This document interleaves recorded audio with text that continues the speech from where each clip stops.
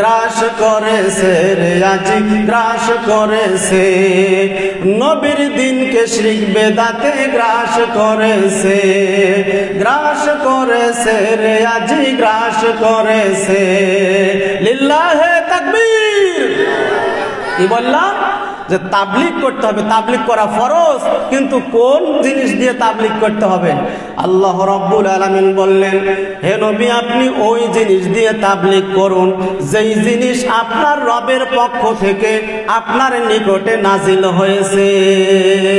কি নাজিল হয়েছে? কোরআন আর হাদিস, দুইটাই কিন্তু নাজিল হয়েছে আল্লাহর পক্ষ থেকে। অনেকে মনে করেন কোরআন আল্লাহর বাণী, হাদিস নবী না। কোরআন হাদিস দুইটাই কার বাণী?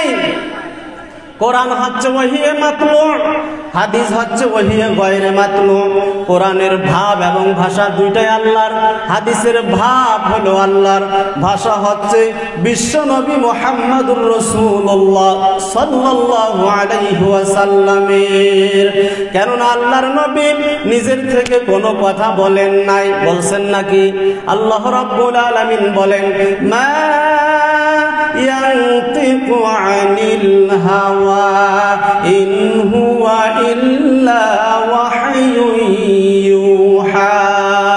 আল্লাহ বলেন আমার নবী অতক্ষণ কোনো কথা বলেন নাই যতক্ষণ পর্যন্ত আল্লাহর পক্ষ থেকে ওহী নাজিল না হয়। তাহলে আল্লাহর নবী যা বলেন তা আল্লাহর পক্ষ থেকেই বলেন। কথা বলেন ঠিক না বেঠিক? কার কথা হলো তাহলে? তাহলে কোরআন হাদিস দুইটা কার পক্ষ থেকে আসলো? আল্লাহর পক্ষ থেকে। তাহলে তাবলীগ করতে হবে কি দিয়ে? কোরআন এবং সহিহ হাদিস দিয়ে। সহিহ হাদিস এই কথাটা বলতে গেলেও অনেক সময় সমাজে ঝগড়া লেগে যায়। কথা বলেন ঠিক না বেঠিক?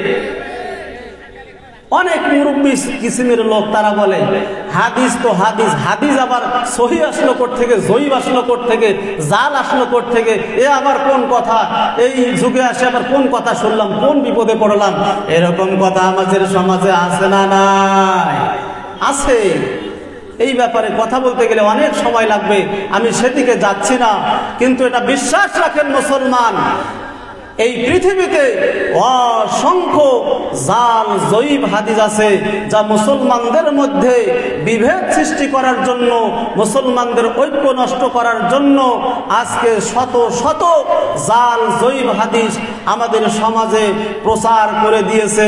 বলছে উতলুবুল ইলমা ওয়ালাউ কানা বিসিন, সিন দেশে যাও ইলম অর্জন করতে। কিন্তু আসলে ইলম আছে কোন দিকে বলেন? ইলম আছে পশ্চিমে, পশ্চিম থেকে ইলম এসেছে, মক্কা মদিনা থেকে ইলম এসেছে। কিন্তু আজকে তারা জাল হাদিস বানিয়ে বলছে যে চীন দেশে যাও ইলম অর্জন সেখানে করো। চীন দেশে কাঁকড়া কুচিয়া খেয়ে, কাঁকড়া কুচিয়া কিভাবে খাওয়া যায়, হ্যাঁ, সেই শিক্ষা সেখান থেকে সেই দিকে ইঙ্গিত করতেছে আমাদের আজকে। কথা বলেন ঠিক না বেঠিক?